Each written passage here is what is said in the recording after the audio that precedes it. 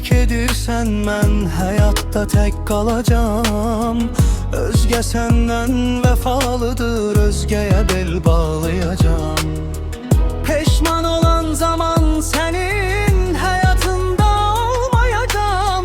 Peşmançılıq yoxdur səndə, bir gül tək solmamısan.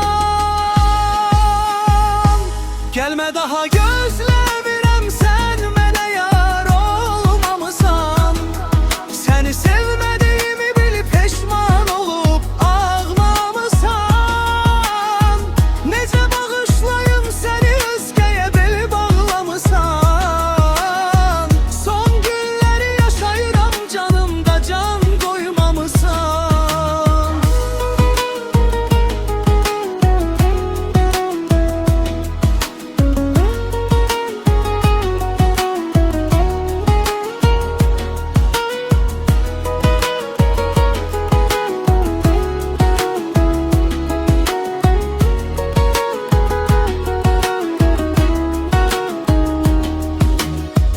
Mən səni sevirəm demişəm, nə biləydim sevməmisən. Görüş yerinə çağırmışam, sən o yerə gəlməmisən. İçdim hər gecə içkidən, halımı sən bilməmisən. Özgə yarıda qoydu səni, ona görə mənə qayıtmısan.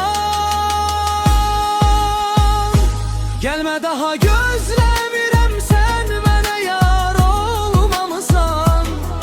Səni sevmədiyimi bilib peşman olub ağlamısan.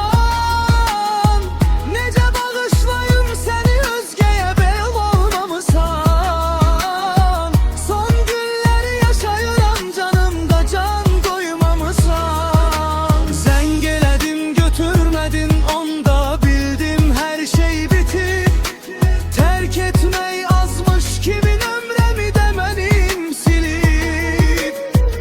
Elə bil ki olmamısan, həyatımdan elə gedib. Zərbə sənin özünə dəyib, mənə zərbə vurmamısan.